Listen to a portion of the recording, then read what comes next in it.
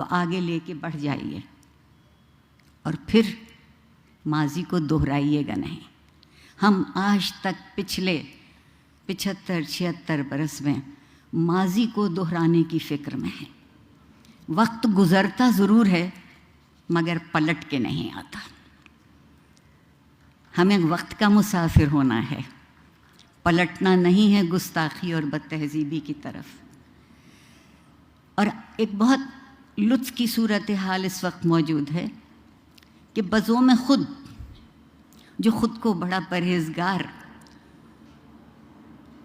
اور نیک کہتے ہیں، ان کی گفتگو سنیے تو خیال بے آبرو ہوتا ہے، اور وہ جو خود کو ہمارا سربراہ کہتے ہیں، ان کی گفتگو سنیے تو زبان بے آبرو ہوتی ہے۔ جو خیال اور زبان کی آبرو نہیں رکھ پائے، وہ ایک قومی ریاست کی آبرو کیسے رکھ پائیں گے؟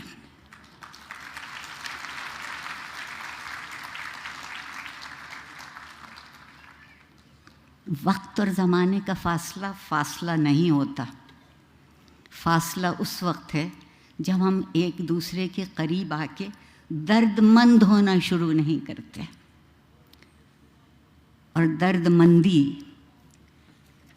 کس بات کا نام ہے کہ ہم زندگی کی اور زندہ رہنے والوں کی قدر کر سکیں، احترام کر سکیں۔ ہمارے ہاں احترام کا مطلب یہ ہوا ہے کہ گویا ہم خود نیچے ہو رہے ہیں۔ عاجزی سے بڑی کوئی خوبی نہیں، اور عاجزی سے بڑی کوئی دولت نہیں۔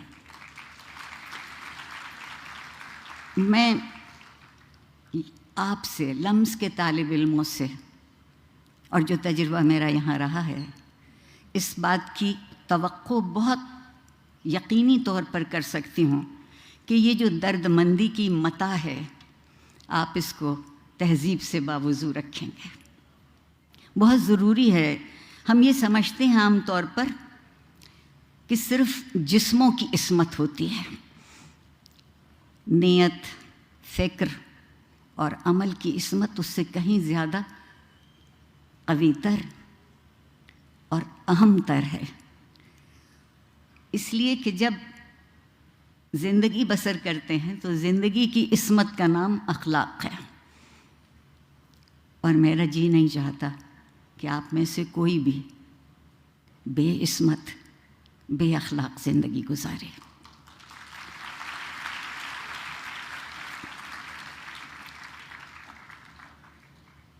جس معاشرے میں تعلیم اخلاقی قدروں کو پس پشت کرنے کے لیے استعمال کی جاتی ہو، میں صرف لمس کی بات نہیں کر رہی، دراصل جو سرکاری ادارے ہیں ان کا مرثیہ پڑھنے کو جی چاہتا ہے، اور اگر اس سے بھی زیادہ کہہ سکوں تو ماتم کرنے کو جی چاہتا ہے کہ ایک خبط الحواس قسم کی نسل ہمارے سامنے لا کے کھڑی کر رہے ہیں، جس سے پیسے تو بے حد وصول کرتے ہیں۔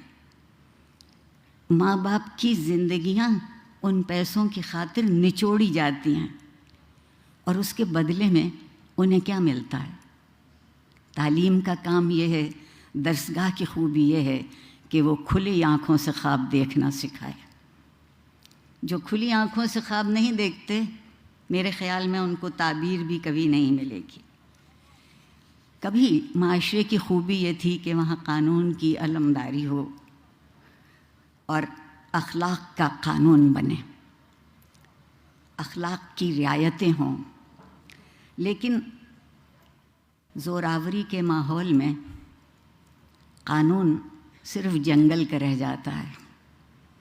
میرے اور آپ کے لیے کوئی جنگلی کا قانون بقول زہرا نگاہ کے سامنے لے آئے تو بڑی بات ہے۔ اور جب کبھی بھی کوئی بھی اپنے آپ کو حرف آخر سمجھنے لگتا ہے تو تعلیم، علم، تہذیب اور اخلاق وہیں مر جاتے ہیں۔ ہم میں سے کوئی حرف آخر نہیں ہے، ہم میں سے ہر کوئی ایک حرف ہے جو دوسرے سے مل کے لفظ بن سکتا ہے۔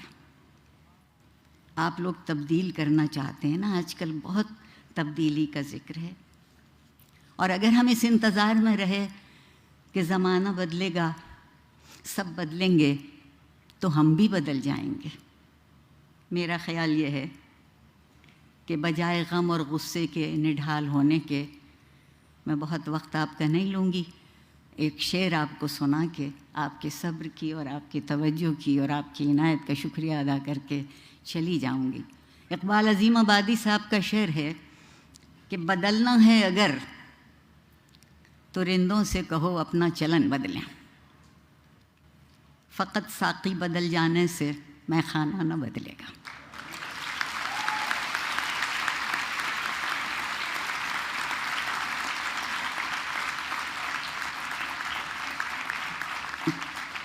پروردگار آپ سب کو کامیاب اور سرخرو کرے، پروردگار آپ کو وہ دولت دے جو اس ملک اور اس معاشرے میں بہت تھی اور ہم نے لٹا دی، آپ اسے واپس لے آئیے۔